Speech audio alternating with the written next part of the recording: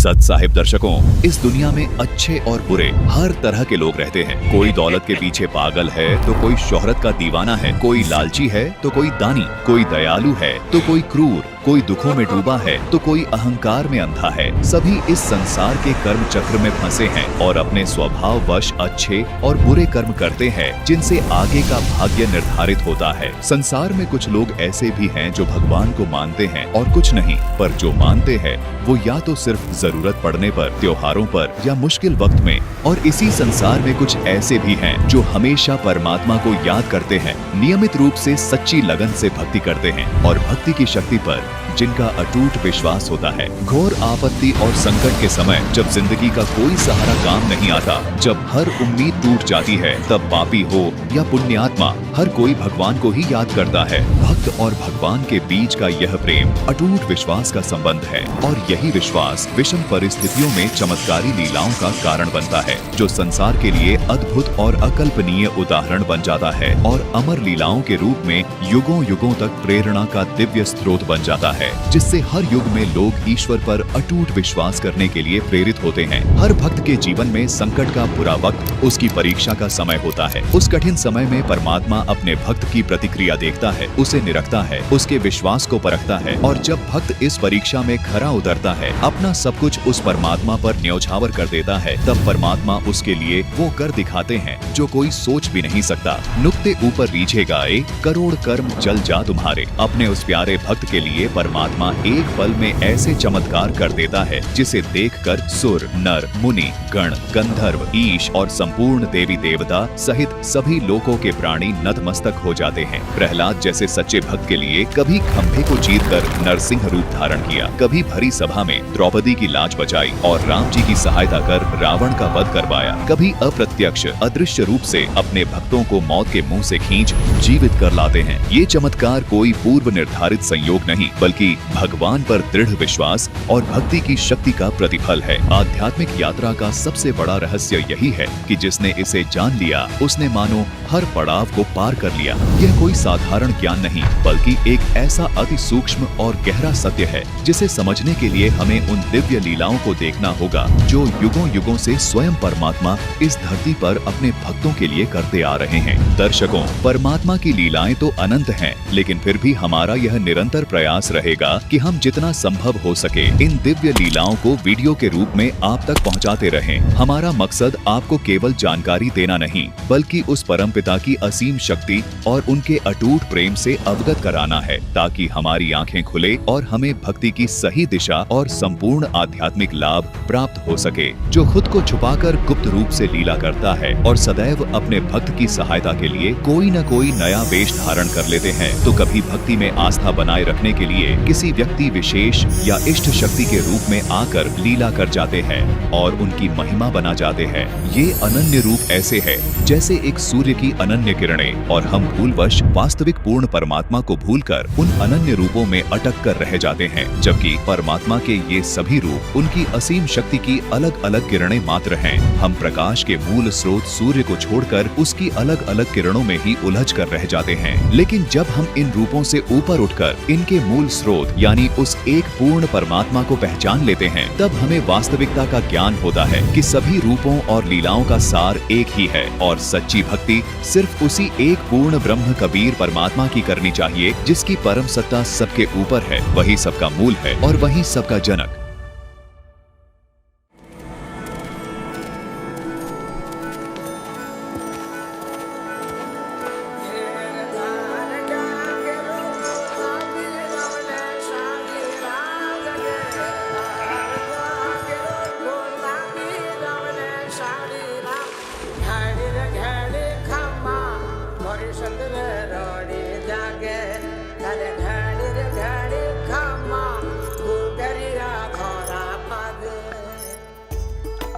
ये कहानी शुरू होती है राजस्थान के टोंक जिले के एक छोटे से गांव धुआं कला से, जहां रहते हैं एक जाट किसान और पशुपालक रामेश्वर जी और उनकी पत्नी रेवा देवी। दोनों ही अत्यंत धार्मिक और दयालु स्वभाव के दंपति थे।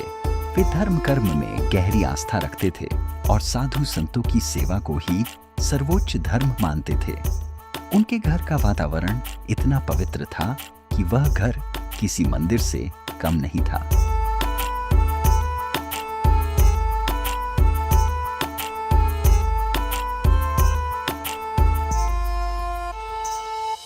श्रीशालिग्रामस्तोत्रं विनियोगः। ॐ अस्य श्रीशालिग्रामस्तोत्रमन्त्रस्य श्रीभगवान् ऋषिः नारायणो देवता अनुष्टुप् छन्दः श्रीशालिग्रामस्तोत्रमन्त्रजपे विनियोगः।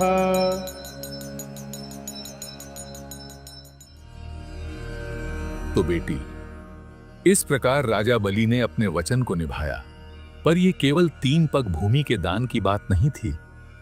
ध्यान से सुनो, राजा बलि की महानता इस बात में थी कि उन्होंने उस वामन वेश को पहचान लिया था कि वामन रूप में उनके द्वार पर कोई साधारण याचक नहीं, बल्कि साक्षात भगवान खड़े हैं। ये है सच। नारायण किस रूप में आकर मिल जाएं, ये कोई नहीं जानता। राजा बलि ने समझदारी दिखाई कि जब स्वयं ईश्वर कुछ मांगने आए तो अपना सर्वस्व ही न्यौछावर कर देना चाहिए। बेटी, तीनों लोकों में दानी का दर्जा सबसे ऊंचा है। लेकिन बेटी, एक विशेष बात सदा याद रखना। सभी प्रकार के दान में अन्नदान सर्वश्रेष्ठ है और सर्वाधिक पुण्यदायी है, क्योंकि अन्न से ही जीवन चलता है। अन्न ही जीवन का आधार है। इसलिए कहा जाता है, अन्नदान ही जीवन दान है। भूखे को अन्न का दान देना मानवता का सर्वोच्च धर्म है।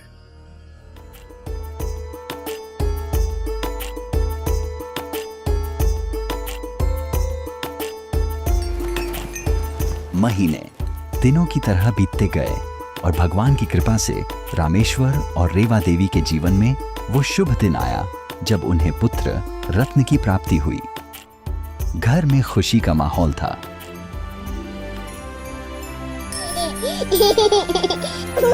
बच्चे का नामकरण करने खुद कुलगुरु पंडित त्रिलोचन जी घर आए। उन्होंने बच्चे की कुंडली देखी और नाम रखा धन्ना, यानी धनवान, परम सौभाग्यशाली।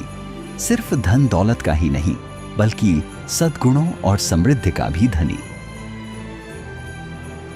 धन्ना बाकी बच्चों से अलग था। जब गांव के बच्चे मिट्टी के खिलौने बनाते थे, धन्ना अपने छोटे छोटे हाथों से माता पिता के पैर दबाता या घर आए साधु संतों की सेवा करता। उस नन्हे बालक के सद्गुणों को देखकर ऐसा लगता था जैसे ये गुण उसके अपने पिछले जन्मों के शुभ आचरण का प्रभाव थे। उसकी विनम्रता और निर्मल सेवा भाव देखकर गांव में हर कोई बस एक ही बात कहता था, इस युग में धन्ना जैसा संस्कारी बालक मिलना बहुत दुर्लभ है। जब कुलगुरु त्रिलोचन नाथ रामेश्वर जी के घर आए तो 5 वर्ष के बालक धन्ना ने देखा कि आसपास के लोग भी उनके दर्शन को आने लगे और उनके आगमन से ही सभी उनकी सेवा में लग गए। सभी त्रिलोचन नाथ का विशेष आदर सत्कार कर रहे थे। त्रिलोचन नाथ जी ने भगवान की कथा सुनाई, जिसे सभी ध्यान पूर्वक सुन रहे थे। उनकी हर बात को धन्ना भी ध्यान पूर्वक सुन रहा था। कहानियों में वह भगवान की कल्पना करता, उनकी बाल लीलाओं को महसूस करता और कथा में ही उनके दिव्य रूप में खो जाता।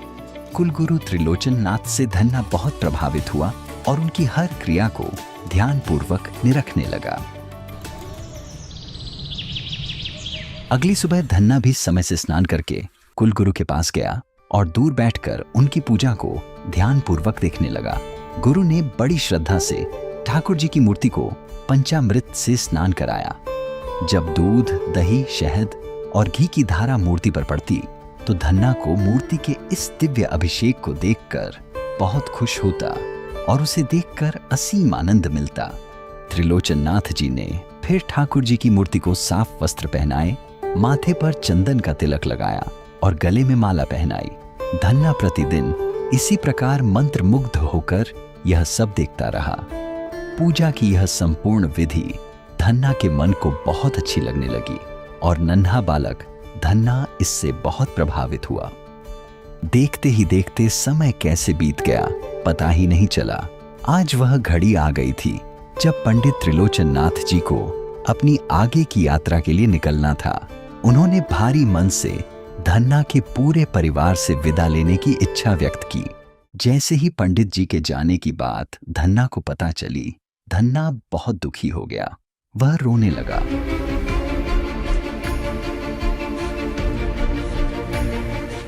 गुरुजी, आप ठाकुर जी को लेकर हमें छोड़कर जा रहे हैं। क्या हमें अब ठाकुर जी कभी नहीं मिलेंगे? अरे धन्ना, शांत हो मेरे बच्चे। बेटा तुम विश्वास रखो, मैं जल्दी ही ठाकुर जी को लेकर वापस आऊंगा। नहीं, आप ठाकुर जी को लेकर मत जाइए। बेटा धन्ना, अब मेरे विदा लेने का समय आ गया है। मेरी यात्रा लंबी है, तुम रो मत बेटा, मैं फिर जल्दी ही आऊंगा। धन्ना जी का ठाकुर जी के प्रति प्रेम और भक्ति भाव देखकर त्रिलोचन जी भावुक हो जाते हैं। त्रिलोचन जी ठाकुर जी से मिलता जुलता पत्थर धन्ना जी को दे देते हैं। बालक धन्ना उस सामान्य पत्थर को पाकर ऐसे प्रसन्न होते हैं जैसे साक्षात भगवान मिल गई हो। कुलगुरु पंडित त्रिलोचन जी तो अपनी यात्रा पर चले गए, पर अपने पीछे छोड़ गए बालक धन्ना में सिलबट्टे के प्रति ठाकुर जी वाला गहरा प्रेम। धन्ना उस दिन से अपना सारा समय अपने नए साथी ठाकुर जी की ही सेवा में लगाने लगा। वह रोज सुबह जल्दी उठता, अपने ठाकुर जी को स्नान कराता, उन्हें नए वस्त्रों से सजाता और पूरी श्रद्धा से माथे पर चंदन का तिलक लगाता। कुछ ही वर्षों में जब धन्ना 10 वर्ष का हुआ तो उस ग्रामीण समाज की परंपराओं के अनुरूप उसका बाल विवाह कर दिया गया। अब धन्ना का जीवन बदल गया था। धन्ना किसान पुत्र था। इकलौता पुत्र होने के नाते वह पिता के साथ खेती में भी हाथ बटाता था। पिता की सहायता के लिए छोटी सी उम्र में ही कड़ी मेहनत करने लगा।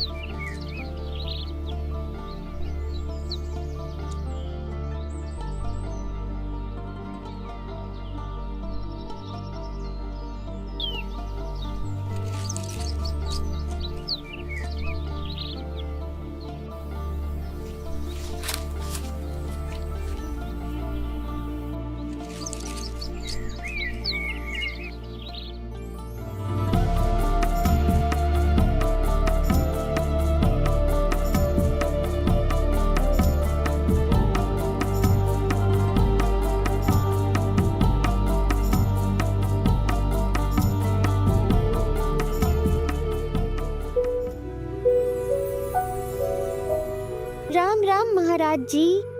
राम राम बेटा, राम राम।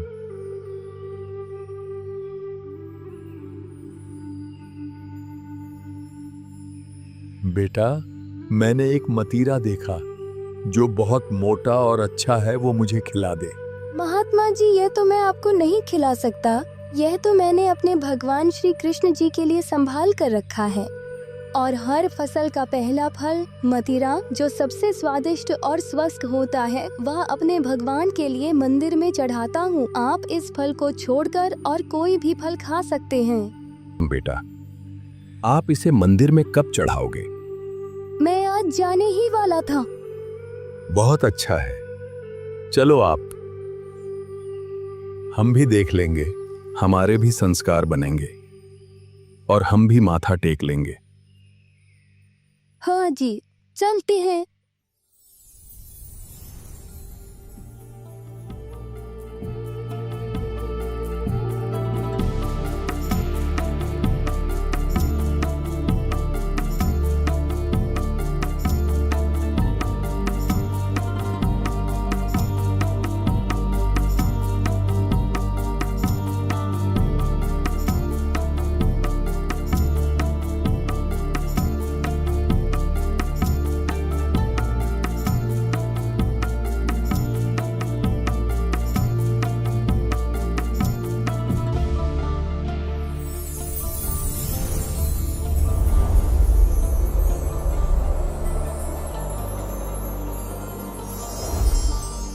धन्ना भक्त, परमात्मा तो तेरे साथ आया है। इस मतीरे को कहां लेकर आया मेरे पास। उनके चरण पकड़ और अपना कल्याण करवा।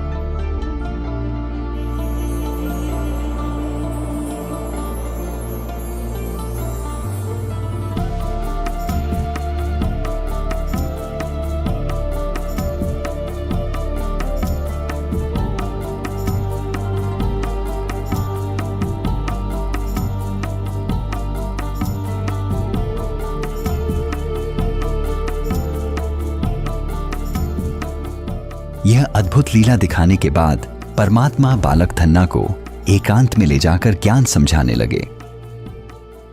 धन्ना बेटा, क्या तुम जानते हो तुम्हें ये मानव जीवन क्यों मिला है?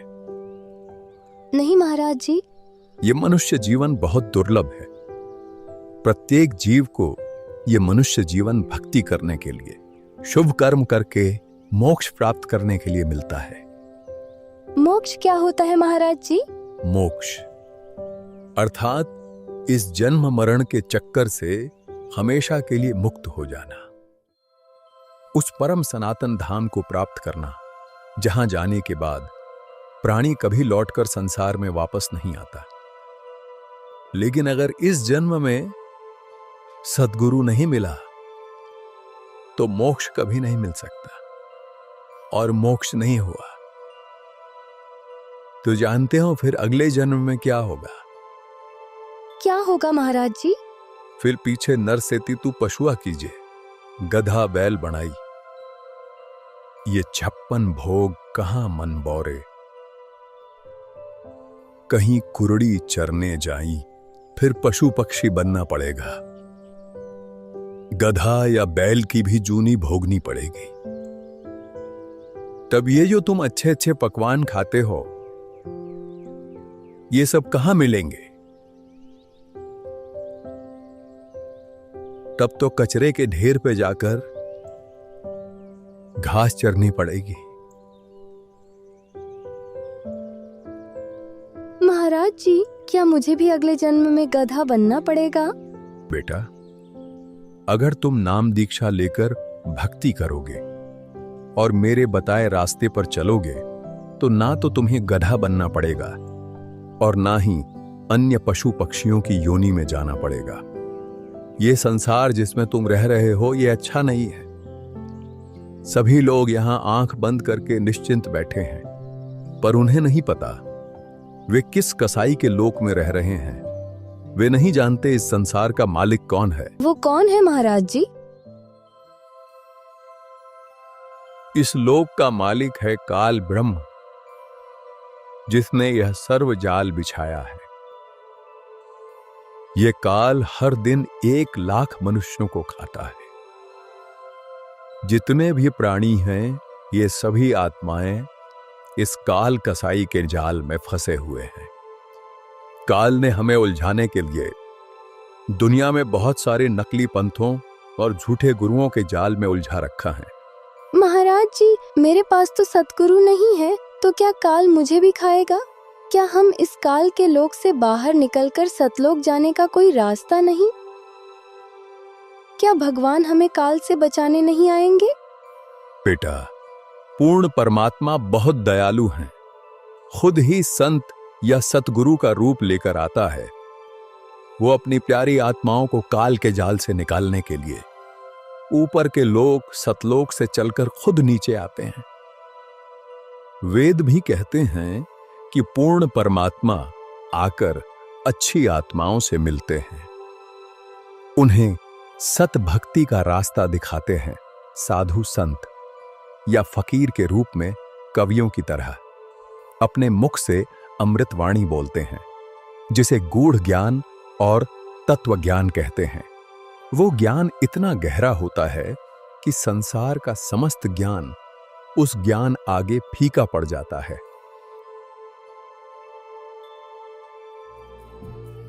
इस तरह कबीर परमात्मा जी ने 11 वर्ष के बालक धन्ना जी को सत्संग सुनाया और गूढ़ आध्यात्मिक ज्ञान समझाया, सतलोक की पूरी जानकारी दी और सच्ची भक्ति के बारे में गहराई से बताया। फिर परमात्मा कबीर साहिब जी ने धन्ना जी को प्रथम मंत्र उपदेश दिया और फिर परमात्मा जी ने आशीर्वाद देते हुए कहा, धन्ना बेटा, सतगुरु की शरण तुझे प्राप्त हो गई है। अब सत्य साधना रूपी सौदा कर ले। बेटा, आजीवन मर्यादा में रहकर भक्ति करना, मेरा आशीर्वाद हमेशा तेरे साथ रहेगा।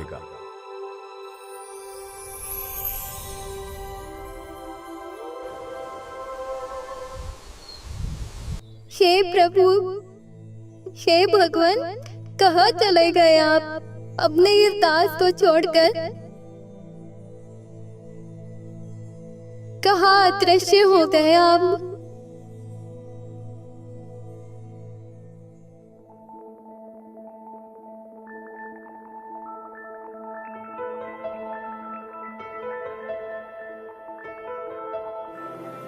नारायणाय नमो नमः, वासुदेवाय नमो नमः। आज तुमने दिए दर्शन अपने प्रिय, हर पल हर दिशा तुम ही तुम बसे।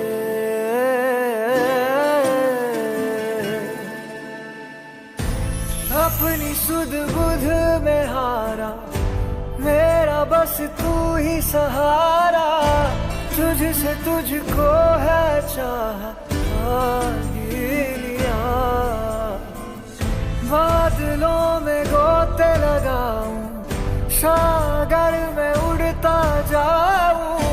खुद को मैं रोक न पाऊं, थाम लो जरा।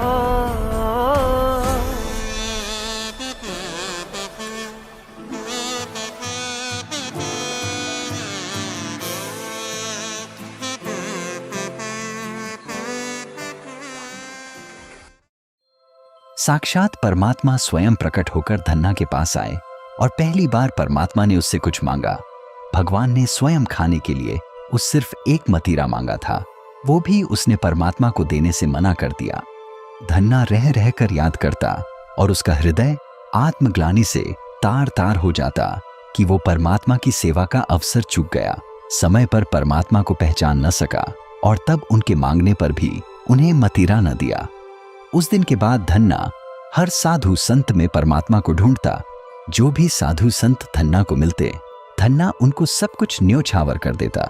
ऐसे वर्ष बीतते गए और धन्ना युवा हो गया।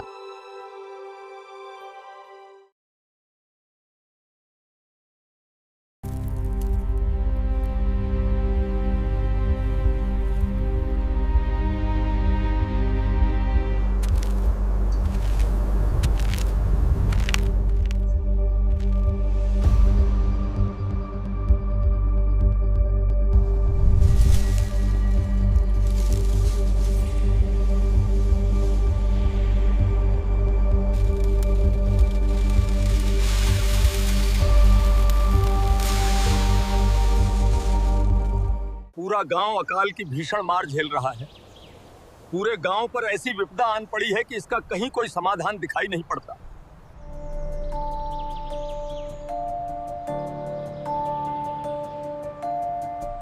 अब तो वर्षा की आस भी मरसी गई है। लगता है इस बार भी मेघ रूठे रहेंगे और इस बार भी वर्षा नहीं होगी। अब ये गांव के अंदर जो 2-4 पेड़ हरे भरे दिख रहे हैं ये भी धीरे धीरे सूख जाएंगे। आसमान पर भी कहां कोई काले बादलों का निशान है। घनघोर घटाओं का दूर दूर तक कोई चिन्ह तक दिखाई नहीं देता। पिछले साल भी वर्षा नहीं हुई, जिस कारण हमारी सारी फसलें तबाह हो गईं। अन्न की घोर कमी के चलते अब तो हमने अपना पशुधन, गायें और बैल सब कुछ बेच दिया। और यदि इस बार भी इंद्रदेव ने वर्षा न की तो खेती होना असंभव है। पूरा गांव भूखा मरेगा और ये अकाल सबका साक्षात काल बन जाएगा। लगता है हमारा राम रूठ गया है। पता नहीं हमसे ऐसी कौन सी भूल हुई है जिससे राम रूठ गया और सभी को अकाल की सजा मिल रही है। राम तो रूठना ही था, दया धर्म सब खत्म हो रहा है। गांव भूखे राहगीर और साधु संतों को कोई पानी तक भी नहीं देता। अतिथि सत्कार की कमी ही विपदा का कारण है। भाई धन्ना भगत से हमने परमात्मा की अनेकों लीलाएं और महिमा सुनी है। वो भी यही बताता है, दया धर्म का मूल है। जहां दया नहीं वहां धर्म नहीं, और जहां धर्म नहीं वहां राम कैसे राजी होगा। सत्य कहा। हमारे पूर्वजों के समय में जहां कभी साधु संतों और राहगीरों के लिए अन्न जल के भंडार खुले रहते थे, आज उसी गांव में उनको खिलाने के लिए एक दाना या एक बूंद भी नहीं दी जाती हो। वहां भला राम क्यों न रूठें? ये तो हमारे ही कर्मों का फल है। राम तो रूठना ही था। अच्छा, तो क्या अब इस दया धर्म के चक्कर में राहगीरों को अपने हिस्से का अन्न पानी पिलाकर हमारे बच्चों और परिवार को क्या हम भूखा मरने के लिए छोड़ दें? ये धर्म दया की बातें तभी अच्छी लगती जब पेट भर खाना हो और घर में अनाज और पानी की कोई कमी न हो और सबके अपने बाल बच्चे हैं, अपना परिवार है।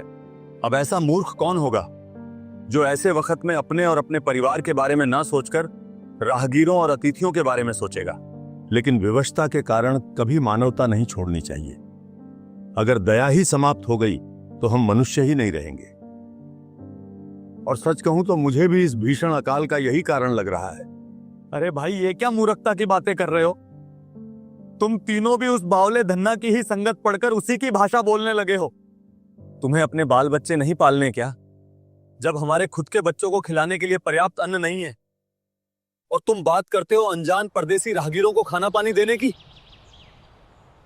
बिल्कुल सही कहा।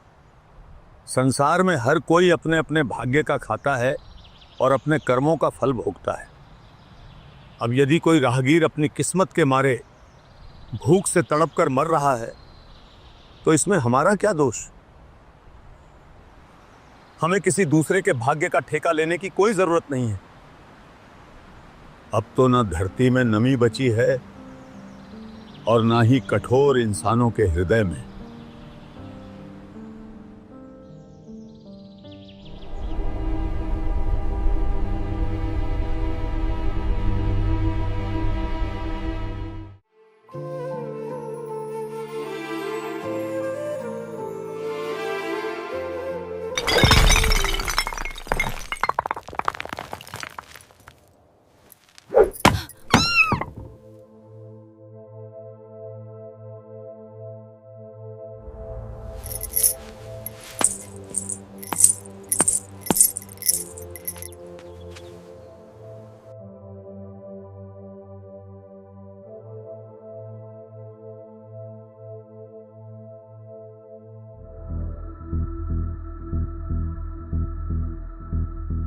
अरे साधु महाराज, आज तुम्हारा भजन खत्म होगा या नहीं?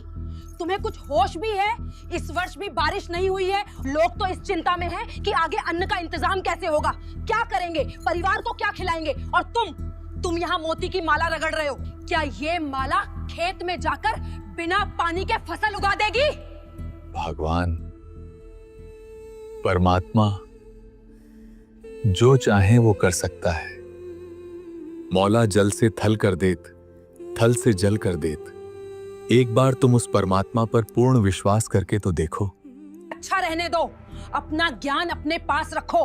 घर चलाने के लिए तुम्हें जोड़ना तो आता नहीं, बस उजाड़ना आता है।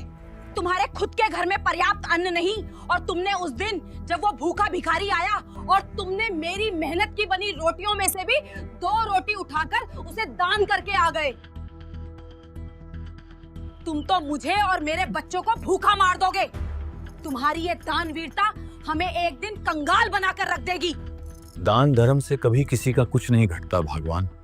धर्म से ही तो कर्म बनते हैं और धर्म से ही सबका पेट भरता है। तुम्हारा धर्म तुम्हारे पेट में जाता है क्या? मैं पूछती हूँ, जब मैं तुमसे नए नए कपड़े या गहने मांगती हूँ तब तुम्हारा धर्म कहाँ जाता है? तुम्हारे माँ बाप के जाने के बाद मैंने आज तक कभी चांदी का कंगन तक नहीं देखा, क्योंकि तुम्हारा ईश्वर प्रेम खत्म ही नहीं होता। तुम हमेशा धन और आभूषण की बात क्यों करती हो? शांति से क्यों नहीं रहती? तुम अपना बचा हुआ धन भी साधु संतों में बांट देते हो। मेरे लिए तुम्हारे पास कुछ नहीं बचता। बताओ, कभी कोई गहना बनवा कर दिया है तुमने मुझे? मेरे और मेरे बच्चों के लिए तुम्हारे पास है ही क्या?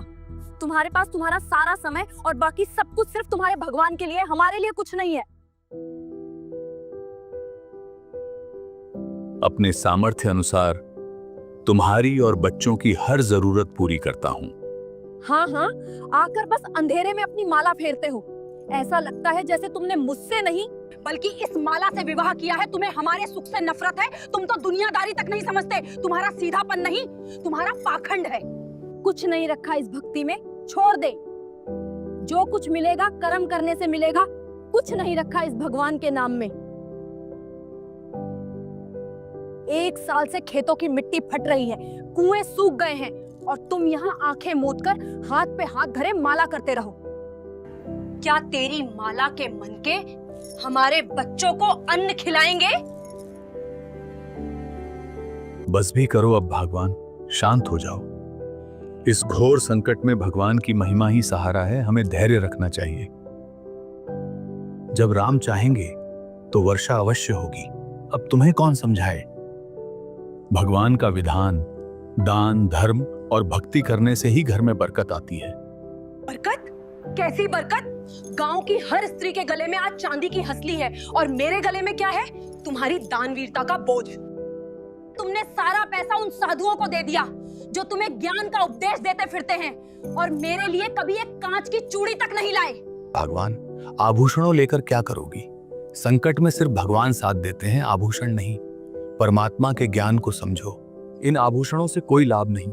सिर्फ अच्छे कर्म, भक्ति और दान, धर्म ही असली आभूषण है। जिस लोक में हम रह रहे हैं, यहाँ एक पल में कब मृत्यु हो जाए कुछ नहीं पता। ये आभूषण, ये कपड़े, घर परिवार यही धरे के धरे रह जाएंगे। साथ जाएगा तो सिर्फ भक्ति, धन और धर्म कर्म का पुण्य। इसलिए हमें सादा जीवन जीकर भक्ति, दान और धर्म करना चाहिए। बस बस रहने दो। तुमसे शादी करके तो मेरे भाग ही फूट गए हैं।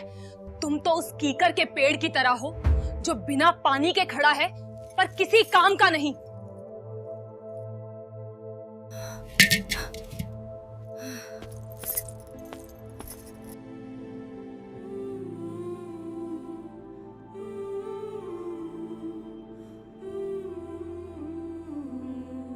सुनो, मैं पानी लेने जा रही हूँ, और मेरे जाते ही अगर किसी को अन्न का एक दाना भी दान किया तो मुझसे बुरा कोई नहीं होगा।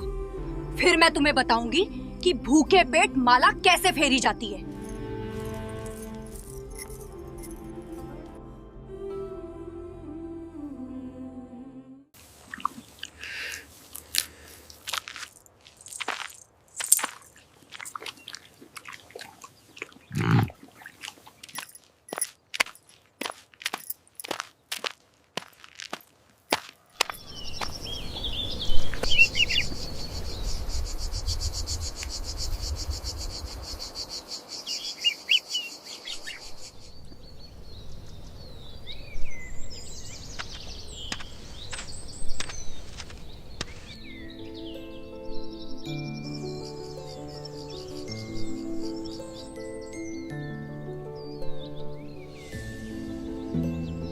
राम राम धन्ना भाई। राम राम। राम राम भाई, राम राम। आओ बैठो।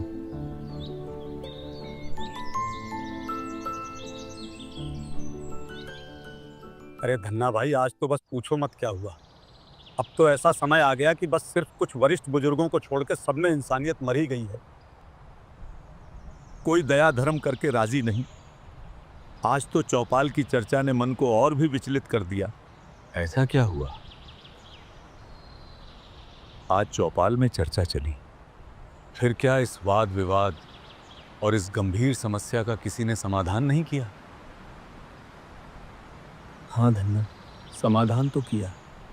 अंत में गांव के वरिष्ठ बुजुर्गों ने बात को संभाला और एक फैसला सुनाया।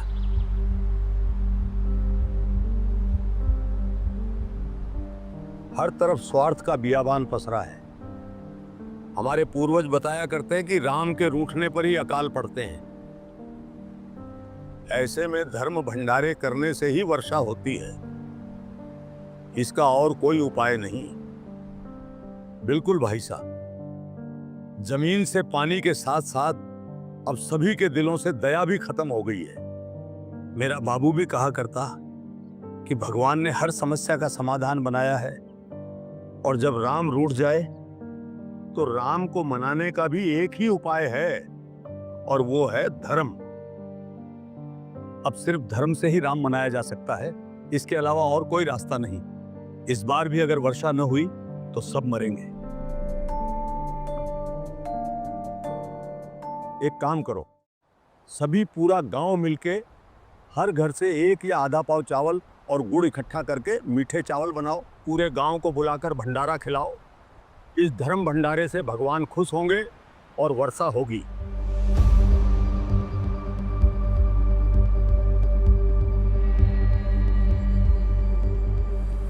चलो अच्छा हुआ, देर से ही सही, लेकिन चौपाल में भगवान की दया से सही फैसला हो गया। परमात्मा भी कहते हैं, चिड़ी चोंच भर ले गई, नदी न घट्यो नीर, दान दिए धन घटे नहीं, कह रहे साहेब कबीर। धन्ना बेटा, जो दान नहीं करते उनका भविष्य नरक बन जाता है। दान धर्म के अनुष्ठान यानी धर्म यज्ञ व अन्य यज्ञ करने से भक्ति ऐसे सफल होती है जैसे खेत में किसान बीज बोकर बाद में समय समय पर सिंचाई करता है, पौधा बनकर अन्न देता है। इसी प्रकार भक्ति मार्ग में नाम तो बीज है, और यही बीज यज्ञदान धर्म सिंचाई का कार्य करते हैं।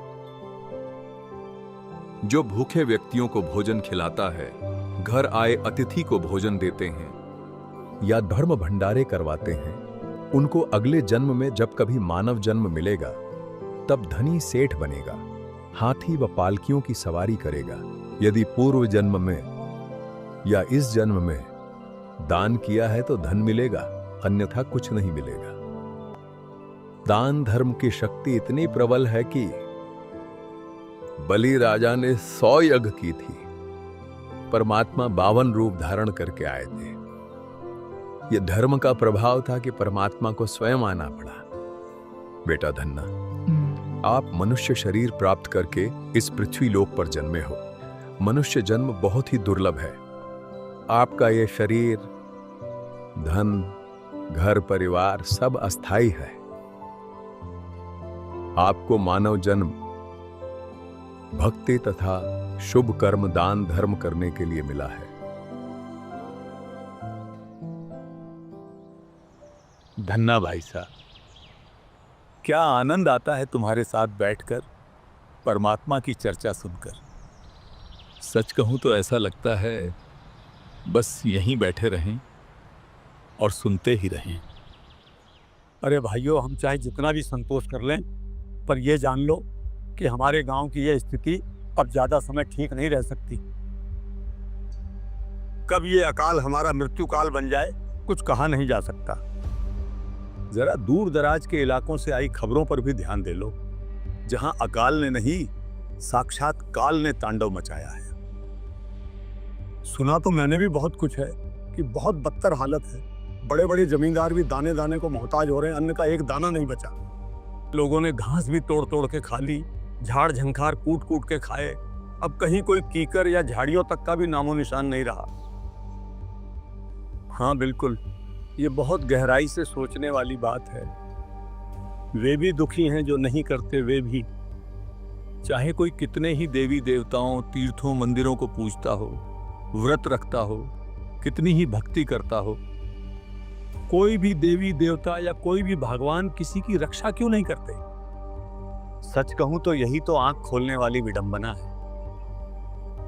देख, हम ठहरे किसान, ये तो हम सभी जानते हैं कि बीज अगर सही हो और उसे सही विधि से बोया जाए तभी फसल मिलती है। हाँ भाई, लेकिन मित्रों, बस अब इस चर्चा को यहीं विराम दो। तुम्हारी भाभीसा के आने का समय हो चुका है। मैं ये बिल्कुल नहीं चाहता कि हमारी इस ज्ञान चर्चा और परमात्मा के सत्संग के कारण तुम जैसे शुद्ध हृदय वाले मित्रों को मुझ निर्भाग कारण मेरी पत्नी से कटुर वचन सुनना पड़े और या कलह का सामना करना पड़े। बाकी चर्चा कल उसी आनंद से करेंगे। भाभी साहब, फिर तो हमें तुरंत चलना चाहिए। अगर हमें यहां बैठे हुए देख लिया तो कहीं उनके क्रोध भरे ज्ञान नेत्र न खुल जाए, फिर तो प्रलय ही आ जाएगी। बाकी चर्चा अब कल करेंगे। चल विजयपाल।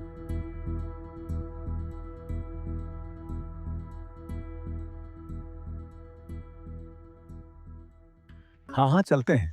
भगवान ने दया की और गांव के इस धर्म भंडारे से वर्षा हो गई तो आगे भी ऐसे ही आनंदमयी ज्ञान चर्चा करते रहेंगे।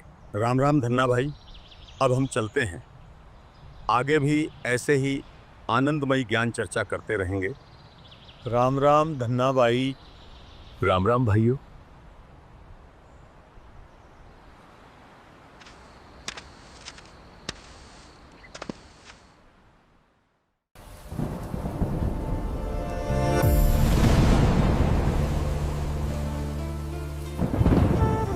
इतने समय बाद वर्षा हुई और धरती पर फिर से हरियाली लौट आई। किसानों में खुशी की लहर छा गई। लोगों को अपने जीवन यापन का मौका मिल गया। इस बार किसानों को बीज बोने का अवसर मिला, और सिर्फ बीज बोने का अवसर नहीं, ये तो मानो गांव सहित पूरे क्षेत्र को जीवन दान ही मिल गया।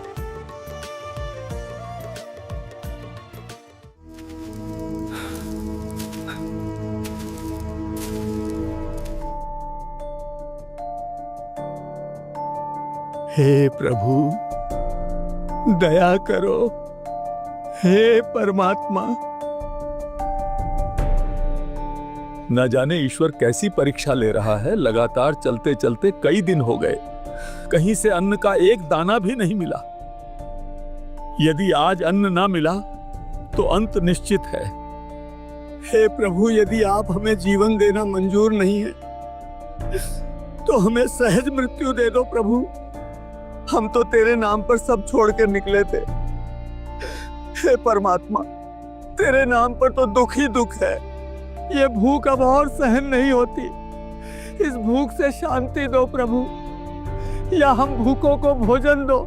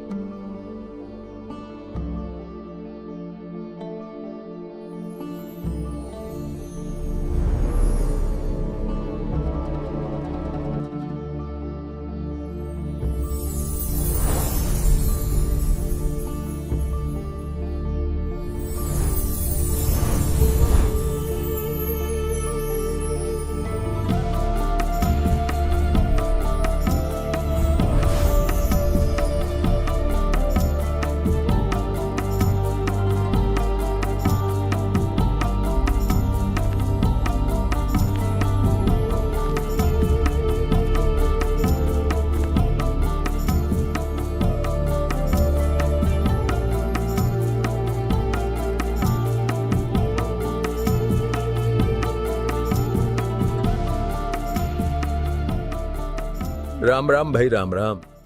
अरे काहे का राम महाराज, पेट में भूख की आग तन को जलाए जा रही है।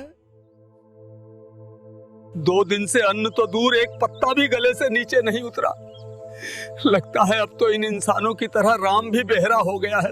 विश्वास रखो संतो, साधु संत धीरज नहीं खोया करते और विपत्ति में ही भक्त की असली परीक्षा होती है। भूखा तो मैं भी हूं 2 दिन से, लेकिन मुझे पूर्ण विश्वास है, देर से ही सही, लेकिन मेरा राम मुझे अन्न अवश्य देगा।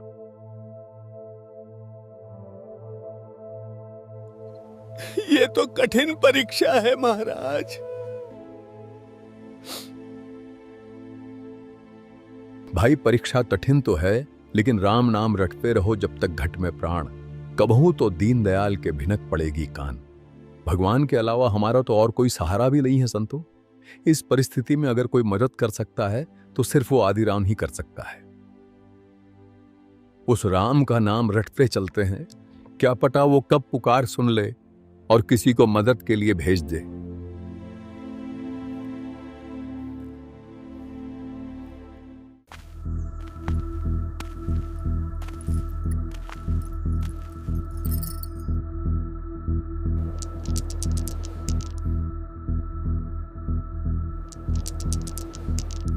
उठो अब, बैठे रहोगे क्या समाधि लगाए? ये माला छोड़ो, उठो और ज्वार खेत में बीज कर आओ। दुनिया हल लेके खेत जोतने चली गई, पूरा गांव अपने खेतों में बीज बोने गया है और यहाँ तुम्हारी पूजा पार्टी खत्म नहीं होती। जब देखो तब सुबह सुबह से ही माला लेकर बैठ जाते हो। घर में खाने के लाले पड़े हुए हैं, लेकिन तुम्हें तो बस पुण्य कमाने की चिंता रहती है, अपनी पत्नी और बच्चों की कोई चिंता नहीं है। तुम्हें तो सिर्फ अपने दान धर्म और पूजा पाठ से मतलब है। तुम्हारा ये दान धर्म हमें भूखा मार देगा, कंगाल बना के छोड़ेगा। तुम्हें तो ना घर दिखता है ना बच्चे। अच्छा ठीक है भगवान, जाता हूं।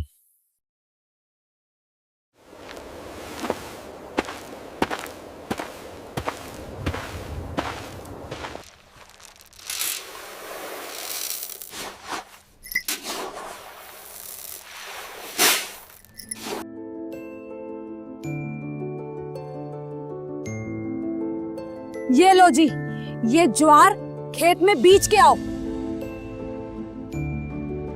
और मेरी बात कान खोल के सुन लो, ये ज्वार खेत में ही बीजनी चाहिए और इसे सिर्फ ज्वार मत समझना। हमारा और हमारे बालकों का जीवन है ये।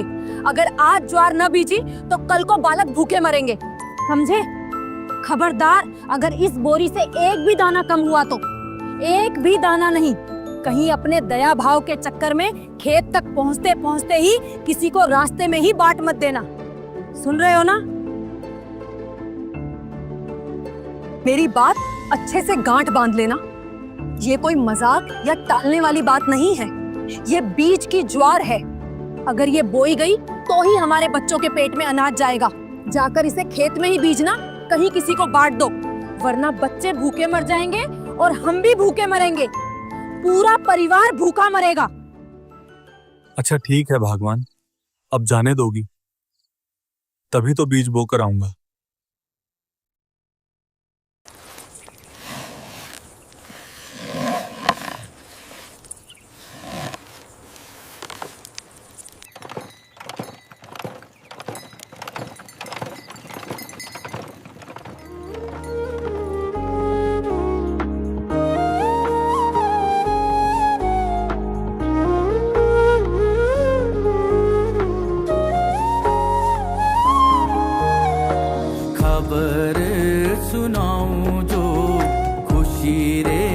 बताऊं जो आज मेरे पिया घर आएंगे, आज मेरे पिया घर आएंगे।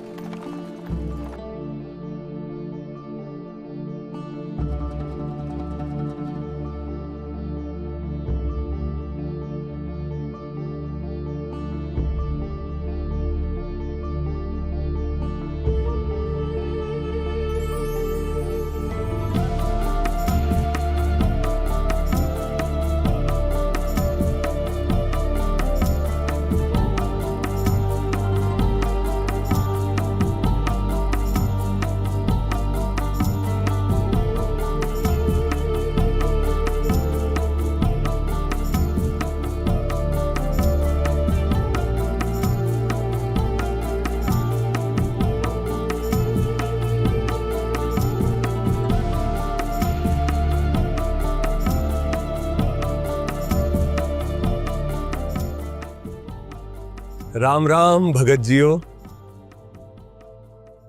भाई 3 दिन हो गए, हमें कुछ भी खाने को नहीं मिला। हम तो मर रहे हैं भूखे। हमें इस राजस्थान में कोई पानी पिलाने वाला भी नहीं मिला। रोटी तो बहुत दूर की बात है।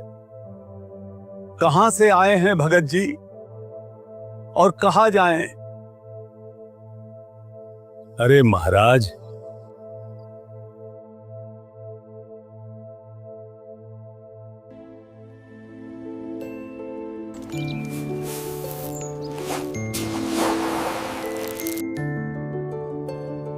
महाराज जियो, मेरे पास तो ये बीज की ज्वार है थोड़ी सी, ये देख लो आप। इसे खाकर अपनी भूख शांत कर लो।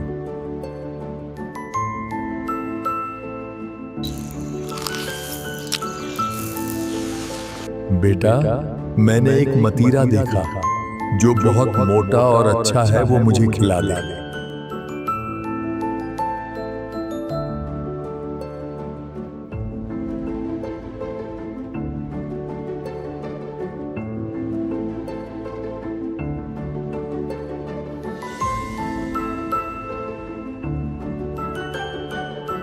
बेटा, भगवान तुम्हारा भला करे।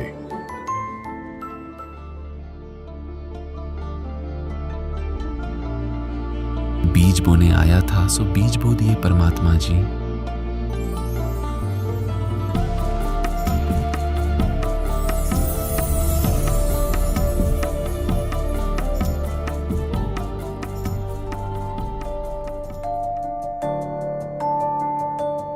अब अगर मैं ज्वार बोने खेत नहीं गया और यदि किसी ने भी मेरी पत्नी को जाकर बता दिया तो बहुत झगड़ा करेगी, बड़ा भारी बखेड़ा खड़ा हो जाएगा। क्या करूं अब? ये ज्वार खेत में ही बीजनी चाहिए और इसे सिर्फ ज्वार मत समझना। हमारा और हमारे बालकों का जीवन है ये। अगर आज ज्वार न बीजी तो कल को बालक भूखे मरेंगे।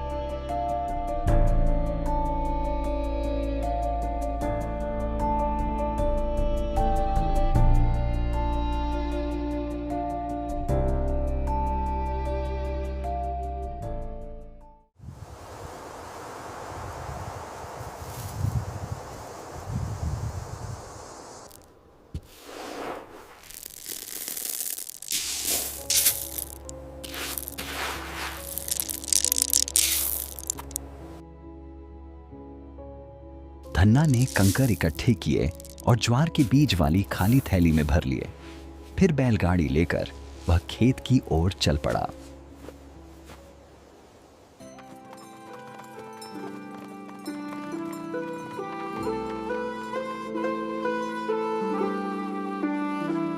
खेत पहुंचकर उसने बाकी किसानों की तरह ज्वार बोने का अभिनय करते हुए थैली से हाथ में कंकर लेकर जमीन पर इस तरह बिखेरे जैसे वह ज्वार के बीज ही हों।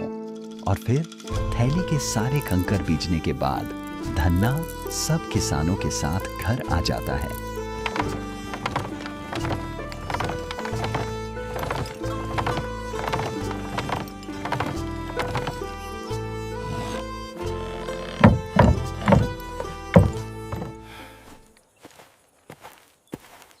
बो दी ज्वार। हाँ, बो आया भगवान।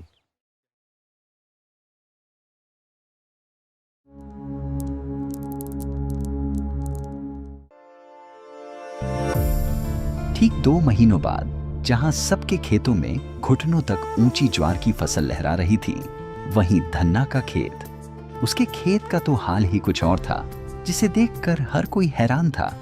उसके खेत में ज्वार का तो कोई नामो निशान तक नहीं दिख रहा था।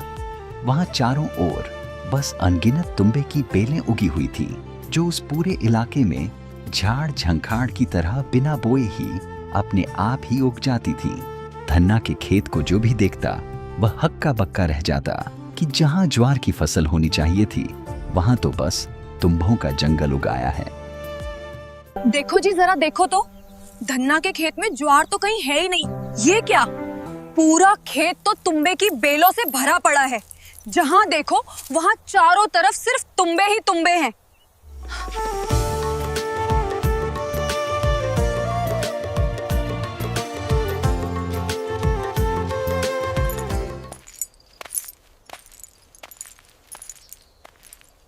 अरे भाभी साहब, आपने अपने खेत में ज्वार नहीं बोई थी क्या? क्या मतलब? आपके खेत में तुंबों की बेलें उगाई, बीज भी नहीं डाला और देखो पूरा कुबाड़ उग गया। आपके खेत में इतने तुंबे पड़े हैं कि बिना गिनती के। नहीं, ऐसा नहीं है। हमारे भगत जी ज्वार बोकर आए हैं। मैंने खुद उन्हें ज्वार की बीज दी थी बोने के लिए। ज्वार का तो एक पौधा भी नहीं है, मोटे मोटे अनगिनत तुंबे उगे हुए हैं। जरूर भगत जी ने कर दी होगी गड़बड़, बीज भी कहीं दान में दे दिए। पहले एक बार खेत देख कर आऊं, फिर इन्हें तो बाद में बताऊंगी।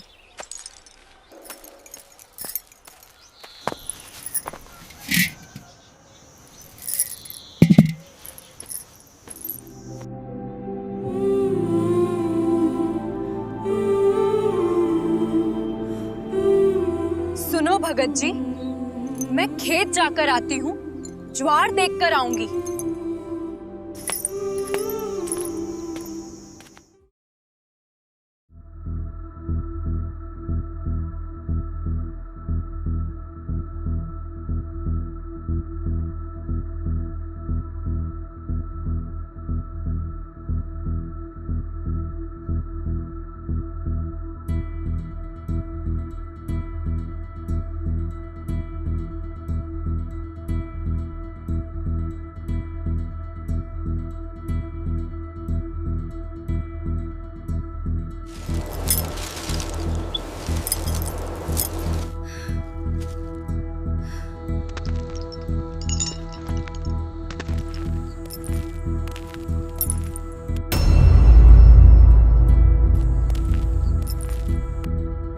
धन्ना भाई, आज तो तेरी खैर नहीं। हे प्रभु, अब देखी जाएगी, जो भी होगा होना तो है ही। तुम दोनों उठ जाओ यहां से।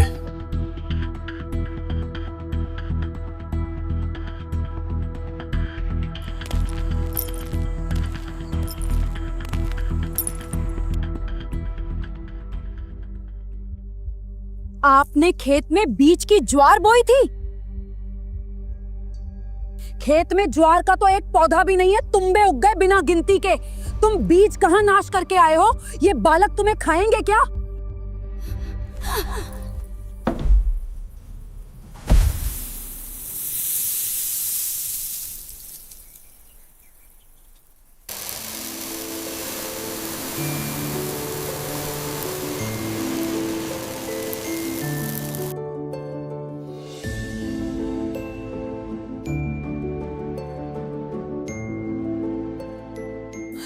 ये क्या हो गया?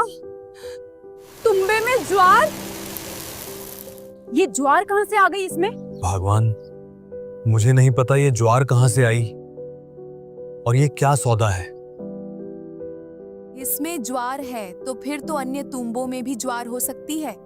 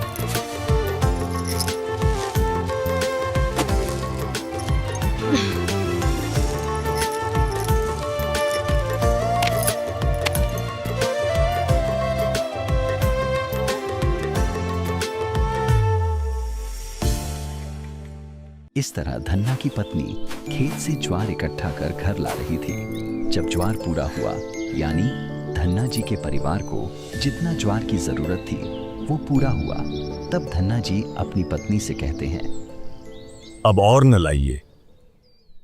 जितनी उस खेत में ज्वार होनी थी उतनी आ चुकी है। अब इस बाकी की ज्वार को बांट दो सभी को गांव में। सबके बच्चे भूखे हैं। क्यों? मैं क्यों बांटूं? सारी लाऊंगी। धन्ना की पत्नी ज्वार भरकर फिर लाई। घर तक जब गठरी खोली तो ज्वार 2 किलो रह गई। धन्ना की पत्नी फिर गठरी भरकर ज्वार लाई तो सिर्फ छिलका हो गई, ज्वार नहीं रही। भगवान, अपने हिस्से की ज्वार आ चुकी है, अब तुम फालतू नहीं ला सकती। भाइयों, परमात्मा जी की दया से हमारे खेत के मतीरे में से ज्वार निकल रही है। और हमें जितना चाहिए था उतना हमने रख लिया है। और भाई, परमात्मा जी ने ज्वार बाकी आप सभी के लिए दी है, तो अपने अपने परिवार के लिए जितनी जरूरत है उतना उतना ले जाओ।